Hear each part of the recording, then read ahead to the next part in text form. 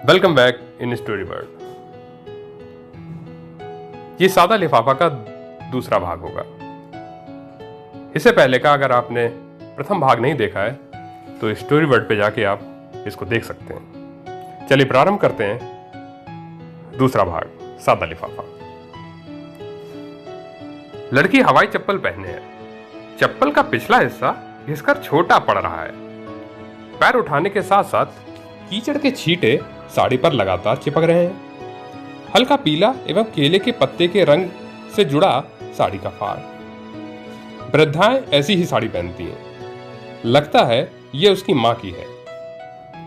शरीर की चमड़ी विटामिन के अभाव में सिकुड़ी हुई। ब्लाउज के ऊपर गर्दन के नीचे तक रीढ़ की हड्डी उभर आई है। छोटे छोटे कंधों को सामने की तरफ सिकोड़कर भीगे हुए कपड़ों को समेटना चाहती है।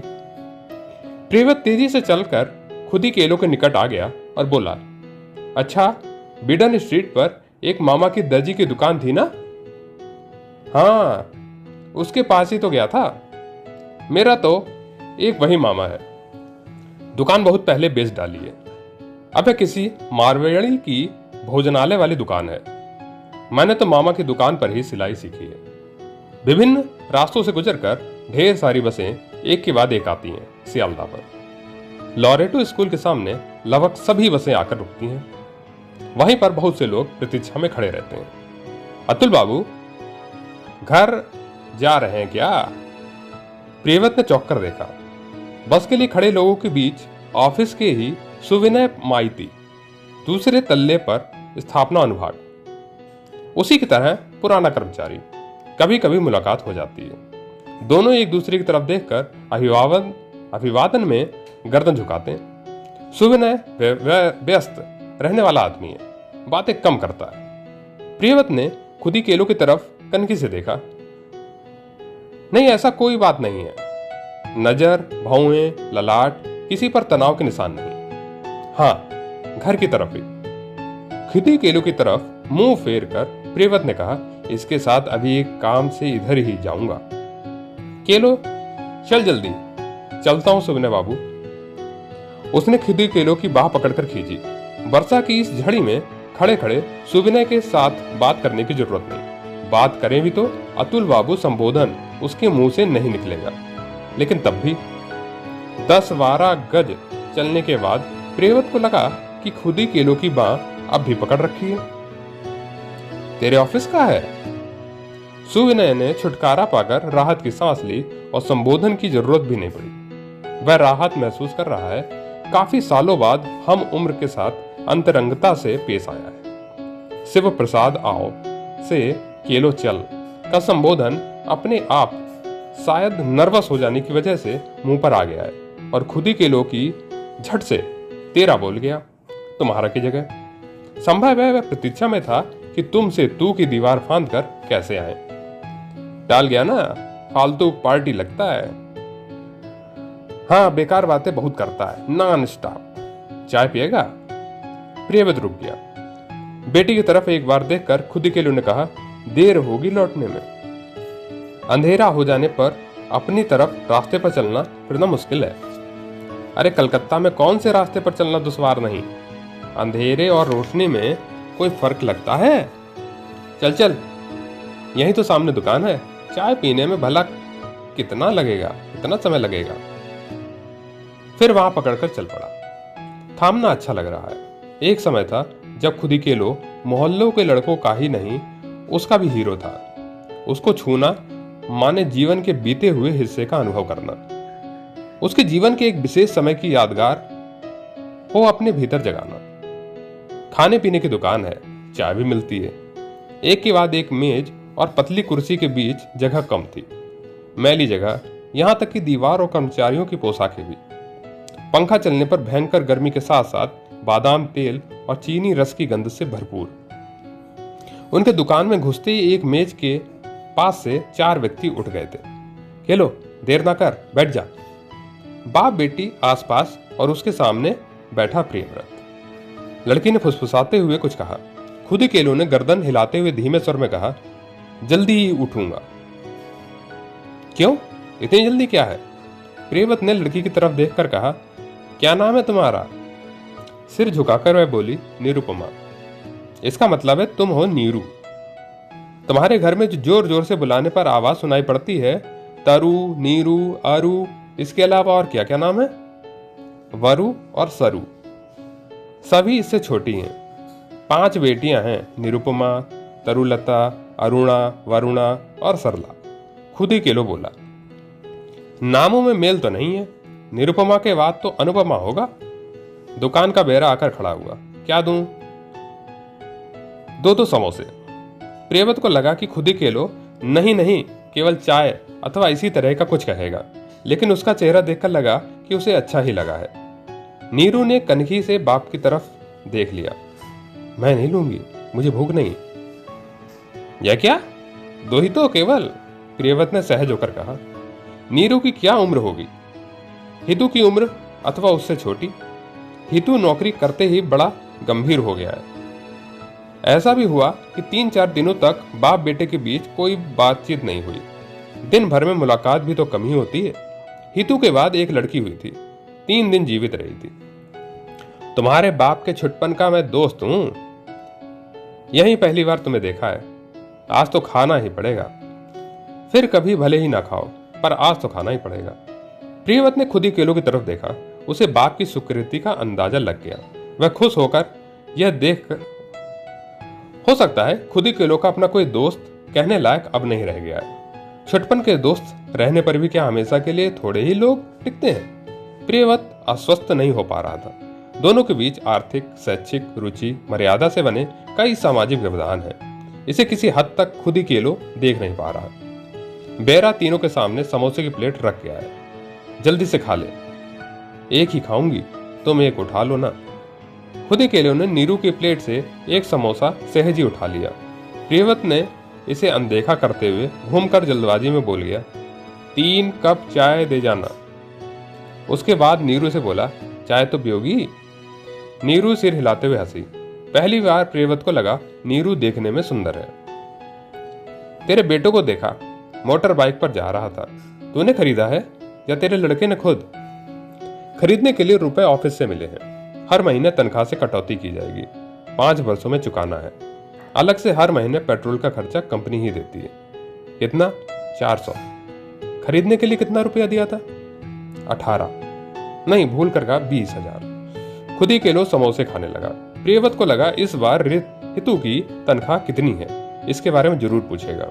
मोटर बाइक के लिए कितने दिए थे एवं भत्ते के रूप में कितना रुपया मिलता है, यह हितू ने बताया था, लेकिन सही राशि कितनी थी उसे याद नहीं। बहुत कुछ इसे याद नहीं रहता। हम उम्र बढ़ रही है, इसके लक्षण है। अथवा चिंता के घटा टोप में बहुत सारी बातें याद नहीं रहती, छिटक कर निकल जाती हैं। मंगला की तस्वीर दीवार से टंगी है, इसलिए उसकी याद आती है। फड़ीपाल आज आया नहीं। 20 वर्षों में पहली बार पहली तारीख को नहीं आया। ट्राम के नीचे आ गया क्या? रात में उसने ईश्वर से प्रार्थना की थी कि तिनकौड़ी का एक्सीडेंट हो।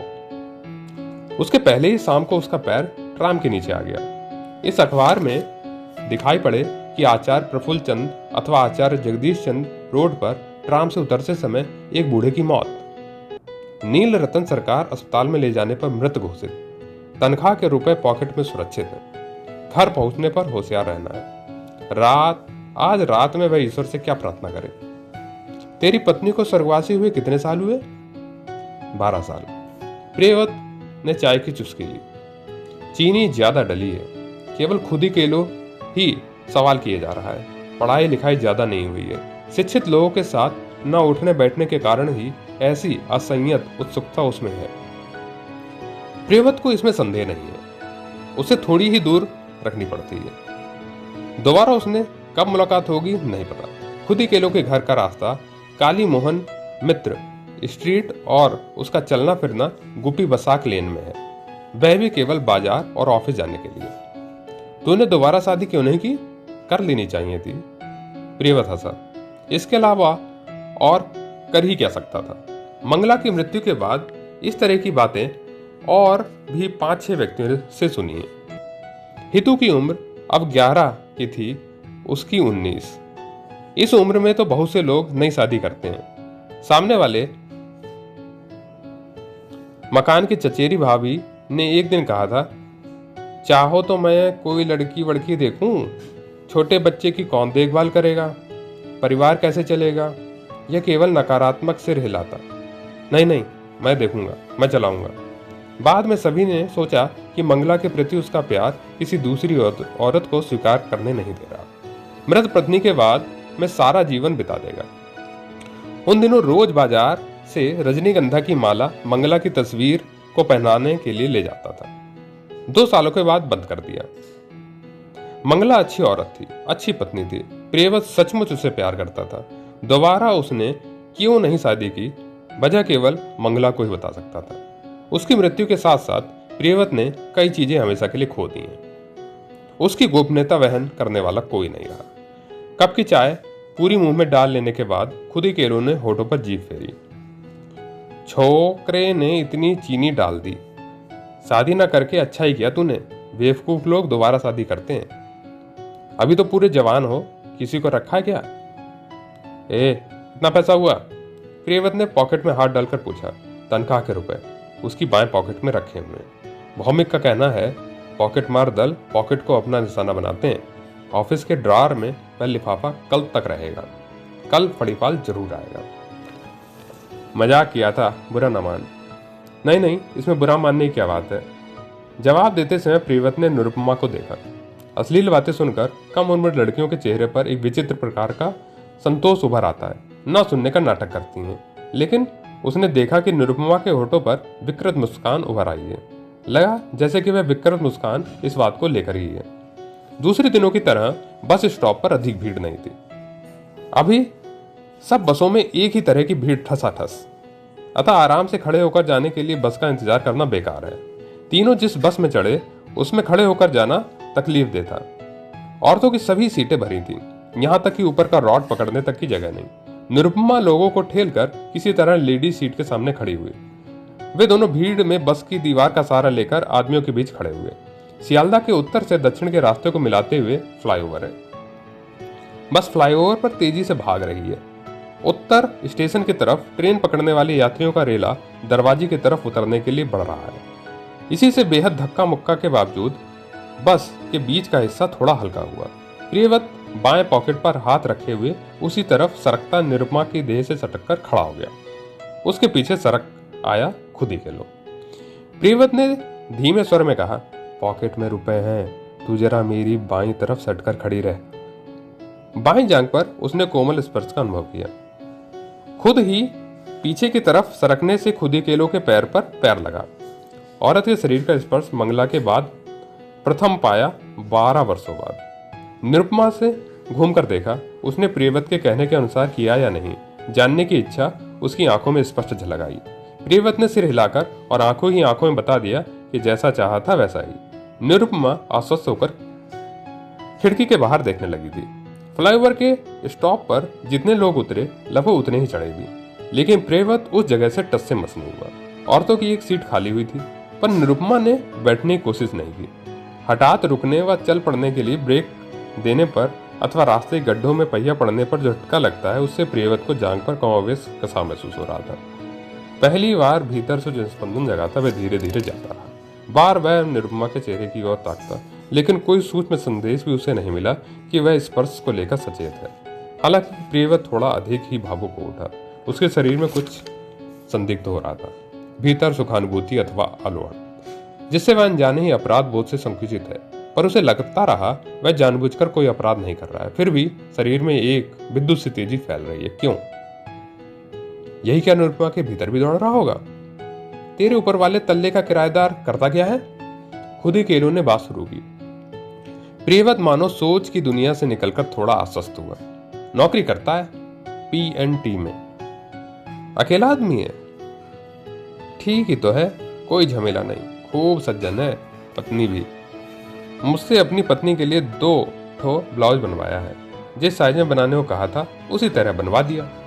उसके बाद 2-2 बार काट छाट कर छोटा करना पड़ा। ढीला पड़ रहा था। हाथ वाला पोर्शन बड़ा हो गया था। नीचे पेट की तरफ बढ़ाना पड़ा। पेट का हिस्सा दिखाई पड़ता है, इसलिए 1000 तरह का बहाना। उसके बाद मजदूरी देते समय 1 रुपया कम करने के लिए हाथ जोड़ जोड़। अशोक बाबू ऐसे हैं, ये तो पता नहीं था। सुना तो सुन तो देख, एक दिन पानी वानी के लिए सदर बाजार दरवाजा खोलने के लिए अथवा छत पर कपड़ा सुखाने को लेकर झमेला शुरू करेगा। उसके पास टीवी है? नहीं तो चलो, एंटीने वाला झमेला नहीं। तेरा तो है? हाँ है। कलर? नहीं। फ्रिज? नहीं। खरीद ले, बहुत जरूरी चीज है। प्रियव्रत पूछने जा रहा था, तेरे पास फ्रिज है? शायद पलटकर व्यंग जैसा सुनाई पड़ता, इसलिए चुप रह गया। अशोक बाबू इतने सहज सरल हैं कि वह जानता है कि कभी भी उनके साथ मनमुटाव नहीं होगा। खुद ही के लो उपकार करने के लहजे में होशियारी दिखा रहा है। उसे निशाना निराश करने की जरूरत क्या है? उसकी दुकान से वह एक रूमाल तक नहीं बनवाएगा। फ्रिज उसका है, पर वह बताने पर दोनों के बीच के संपर्क में थोड़ी ईर्ष्या पैदा होगी। नहीं तो खुद ही के लो इतना सहज नहीं रह पाता। सोचता हूं इस बार खरीद लूंगा। खरीदते समय बोलना, हाथी बागान में मेरे एक दोस्त की दुकान है, कहने पर 200-250 रुपए की कमी हो जाएगी। उसकी जांग पर उसी तरह से कसाव बना रहा। दोनों की देह के दोनों भाग लगभग कसाव झेलते हुए सुनने से लगने लगे। मंगला और वही एक बिस्तर पर सोते थे। ऐसा समय ऐसा आया कि कुछ भी अनुभव नहीं होता, मशीनी तौर पर देह की रस्त पूरी करता। अब पैर अलग हटा सकता है। मानिक तल्ला को पार कर गया है, अगले स्टॉप पर उतरना है। लेकिन प्रियव्रत मन ही मन कर रहा है कि वह हटकर खड़ा हो। निरुपमा के शरीर का कौन सा भाग उसकी जांघ से सटा है उसे पता है, पर निरुपमा के चेहरे पर इसकी कोई प्रतिक्रिया नहीं। उसके पिता का दोस्त है ना। उसकी उम्र यदि कम होती, हितू की उम्र का होने पर वह अपनी देह इस तरह सटाकर रखती। बस से उतरते समय प्रियव्रत फुसफुसाते हुए बोला, थैंक यू। लड़की के चेहरे पर हंसी की आभा खेल गई। वह ग्रेट स्ट्रीट से होकर हाथी बागान की तरफ चलने लगे। तो क्या घर से इतनी दूर पैदल चलकर बस पकड़ता है? नहीं नहीं, बस से आता हूँ। ऑफिस जाते समय पैदल चलने का समय थोड़ा ही रहता है, लौटते समय पैदल आता हूँ। ठीक करता है। वैसे तू ही थोड़ा धुरधुरा है, स्लो। कबड्डी के खेल में तुझे कोई अपने दल में लेना नहीं चाहता था। फुटबॉल में तो तेरे को घुसने ही नहीं देता था। प्रियव्रत हंस पड़ा। इस प्रकार का गुस्सा आते आते बिखर गया, मगर जलन बाकी रही। निरुपमा उसके ठीक पीछे थी। संभव है वह सारी बातें सुन रही हो। उत्तर कलकत्ता का यह अंचल खरीद फरोख्त के लिए बड़े बाजार में परिणत है। भीड़ इतनी कि सीध में चला नहीं जा सकता। हर बार सामने लोग आ जाते हैं, या फिर रिक्शा अथवा टेम्पो। 2 तल्ला बस से लेकर साइकिल, 2 से 4 चक्कों की सब तरह की गाड़ियों के कारण रास्ता तंग हो जाता है। फुटपाथ पर भी चलना मुश्किल। विभिन्न प्रकार की अस्थायी दुकानों ने घेर रखा है। खुद ही केलो ने ठीक ही कहा। इतने सालों के बाद भी इतनी सारी बातें उसे याद हैं, जबकि भूल जाने का नाटक किया। वह बैंक में रहकर खेलता है। खुद ही केलो के एक बार उसे बेवकूफ बनाते हुए चौथे गोल करते ही गोलकीपर गौड़े ने दौड़कर उसके पीछे लात जमा दी। इस तरह खेलने की जरूरत नहीं, निकलो। थला बंडल कहीं का। उसे याद है बेशर्मी की हंसी हंस पड़ा था। खुद ही केलो शायद अब इसी की याद दिलाए। उसे लग रहा है उसके इस तरह बोलने के कारण एकमात्र उसकी लड़की को सुनाना है। मैं अब घर जाऊंगा। प्रियव्रत खड़ा हो गया। डॉक्टर के पास जाऊंगा, इसी रंगमंडल के नजदीक। क्या बीमारी है तुझे? डॉक्टर की पकड़ में नहीं आ रहा। अच्छा चलता हूं। प्रियव्रत ने कलाई पर बंधी घड़ी देखी, नजर घुमाकर निरुपमा की तरफ देखा। वह उसे देखकर मुस्कुराई या नहीं, यह देखने के लिए खड़ा नहीं रहा। खुद ही केलो को वह बर्दाश्त नहीं कर पा रहा था। उससे छूटने के लिए उसके अलावा और कर ही क्या सकता था। दरअसल बारिश में दुकान के पास खड़ा उसे बातें न कर चुप रहने में ही भला था। बातों ही बातों में परिचय को इतनी दूर तक घसीटने की जरूरत नहीं थी। खुद ही केलो के साथ अब क्या मुलाकात हो क्या पता। प्रियव्रत ने निश्चित किया, दर्जीपाड़ा में इस गली से उस गली होते हुए समय बिताकर ही घर लौटेगा। रंगमंडल थिएटर तक जाने के बाद ट्राम रास्ता पार कर एक गली में घुसी। इसी जगह पर 3 कौड़ी का ट्राम से पैर कटा था। इस समय वह कहाँ है कौन जाने। गौड़ लोग मकान बेचकर भद्रेश्वर 25 साल पहले चले गए थे। स्कूल के किसी सहपाठी के साथ उसकी मुलाकात नहीं होती। उसके नाम अब याद नहीं। केवल एक नाम 2 साल पहले अखबार में छपा देखा था। बंगाली वैज्ञानिक का अंतर्राष्ट्रीय सम्मान। छोटे अक्षरों में हेडिंग थी। जिनेवा में परिवेश प्रदूषण के बारे में एक महत्वपूर्ण अंतर्राष्ट्रीय सम्मेलन में डॉक्टर कमलेंदु चटर्जी ने सभापतित्व किया। उसके परिचय में स्कूल का नाम एवं स्कूल फाइनल पास का जिक्र था। एक ही स्कूल, वही साल। प्रियव्रत बहुत कोशिश के बाद भी उन पुरानी यादों को जहन में ला नहीं पाया। ब्रिलियंट था, अतः A1 क्लास में रहा होगा। प्रियव्रत तो स्कूल फाइनल 2 बार में पास हुआ था। ऑफिस के भौमिक ने कहा कि कमलेंदु उसका दोस्त था, खूब नजदीकी दोस्त। वह विस्मय, ईर्ष्या और लज्जा के कारण पैदा हुई इस भावना को चेहरे पर देखना चाहता था। भौमिक बोला, अरे ऐसा क्या? थोड़ी देर बाद फिर बोला, भाग्य का चक्कर देखिए अतुल भाई, आज वे कहाँ पहुंच गए, आप कहाँ पड़े हैं। फिर भी मैं आपको कसूरवार नहीं ठहराता। यह केवल भाग्य का खेल नहीं, दिमाग का भी है। एक समय था जब इस गली से कितनी बार स्कूल से लौटते हुए गुजरा था।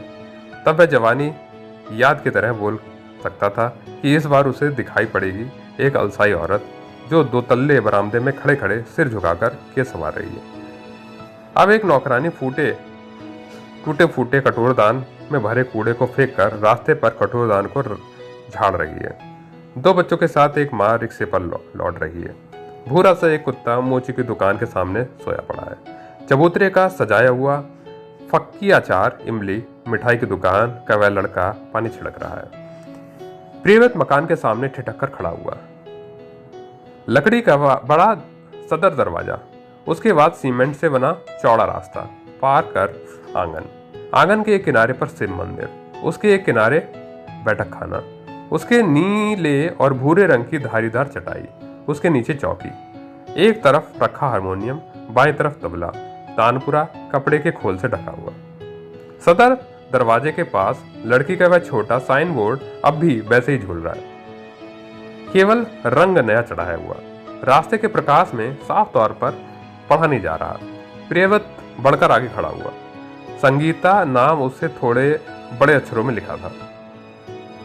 उसके नीचे 3 लाइन, जानकार व मशहूर शिक्षकों द्वारा शास्त्रीय, आधुनिक, लोकगीत तथा रविंद्र संगीत की बढ़िया शिक्षा दी जाती है। सुबह 8 से 11 तथा शाम 7 से 9 तक। उसके नीचे लिखा था अध्यक्ष अतुल चंद घोष।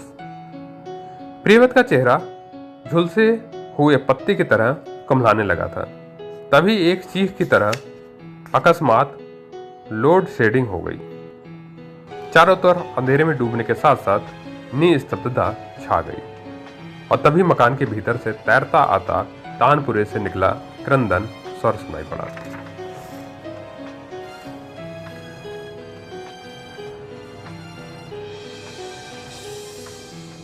प्रियव्रत के मन में उठ रही निरुपमा के प्रति भावनाएं और प्रियव्रत का क्या है राज, अगले भाग में, तृतीय भाग में देखते हैं। तब तक के लिए नमस्कार।